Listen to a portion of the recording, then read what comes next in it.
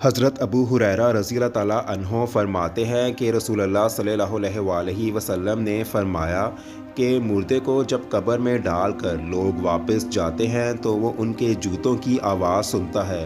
اگر وہ مردہ مومن ہوتا ہے تو نماز اس کے سر کے پاس، روزہ اس کی دائیں جانب، زکوٰۃ اس کی بائیں جانب اور دوسرے نیک اعمال، صدقہ و خیرات، صلہ رحمی اور لوگوں سے اچھا سلوک اس کے پاؤں کے پاس آ جاتے ہیں۔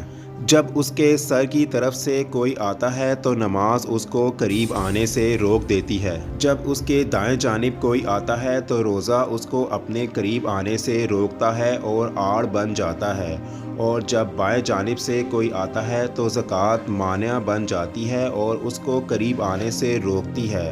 جب اس مردے کے پاؤں کی طرف سے کوئی آتا ہے تو اس کے نیک اعمال یعنی صدقہ و خیرات، صلہ رحمی اور لوگوں سے اچھا سلوک وغیرہ آڑ بن جاتے ہیں۔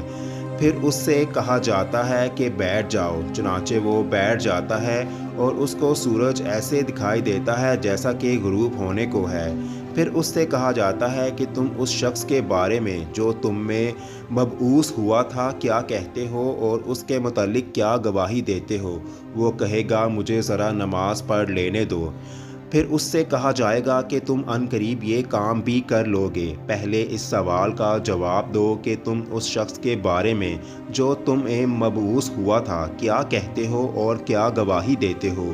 وہ کہے گا کہ یہ محمد صلی اللہ علیہ وسلم ہیں۔ میں گواہی دیتا ہوں کہ حضرت محمد صلی اللہ علیہ وسلم اللہ کے رسول ہیں اور اللہ تعالیٰ کی طرف سے دین حق لے کر آئے ہیں۔ پھر اس سے کہا جائے گا اسی بات پر تم زندہ رہے اور اسی بات پر تمہاری موت آئی، اور انشاءاللہ اسی امر پر تم زندہ کر کے اٹھائے جاؤ گے۔ اس کے بعد اس کے لیے جنت کا دروازہ کھولا جاتا ہے، جس کو دیکھ کر اس کی خوشی اور رشک میں اضافہ ہو جائے گا۔ پھر اس کے سامنے دوزخ کا دروازہ کھولا جائے گا اور اس کو کہا جائے گا کہ اگر تو اللہ کی نافرمانی کرتا تو دوزخ میں تیرا یہ ٹھکانہ اللہ تعالیٰ نے تیار کیا تھا۔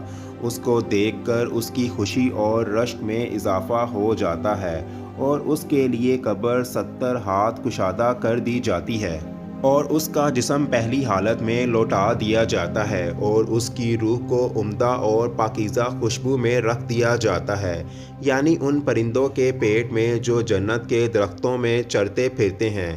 اس آیت مبارکہ کا یہی مفہوم ہے۔ کافروں کا یہ حال ہوتا ہے کہ جب کوئی اس کے سر کی طرف سے آتا ہے تو وہاں کچھ بھی نہیں ہوتا، اور پھر جب کوئی بائیں جانب سے آتا ہے تو وہاں بھی کوئی چیز موجود نہیں ہوتی، اور جب پاؤں کی جانب سے کوئی آتا ہے تو اس جانب بھی کچھ نہیں ہوتا۔ اس کو کہا جاتا ہے کہ بیٹھ جاؤ، پس وہ خوفزدہ اور سہمے ہوئے انداز میں بیٹھتا ہے۔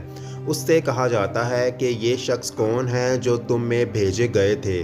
اسے ان کا نام نہیں سوجے گا، یہاں تک کہ اس کو بتایا جائے گا کہ وہ محمد صلی اللہ علیہ وسلم ہیں۔ تو وہ کہے گا کہ مجھے نہیں معلوم، میں نے کچھ لوگوں کو کہتے ہوئے سنا تھا، چنانچہ میں نے بھی ان کی طرح کہہ دیا تھا۔ اس سے کہا جائے گا کہ تو اسی بات پر زندہ رہا اور اسی بات پر تجھے موت آئی، اور انشاءاللہ تو اسی بات پر پھر سے اٹھایا جائے گا۔ پھر اس کے بعد دوزخ کا دروازہ کھولا جائے گا اور اس کو کہا جائے گا کہ دوزخ میں یہ تیرا ٹھکانہ ہے۔ اس کو دیکھ کر اس کی حسرت اور ہلاکت میں اضافہ ہو جائے گا۔ پھر جنت کا دروازہ کھولا جائے گا اور اس سے کہا جائے گا کہ اگر تو نے فرمانبرداری کی ہوتی تو جنت میں تیرا یہ ٹھکانہ یعنی مقام اللہ تعالیٰ نے تیرے لیے تیار کیا تھا۔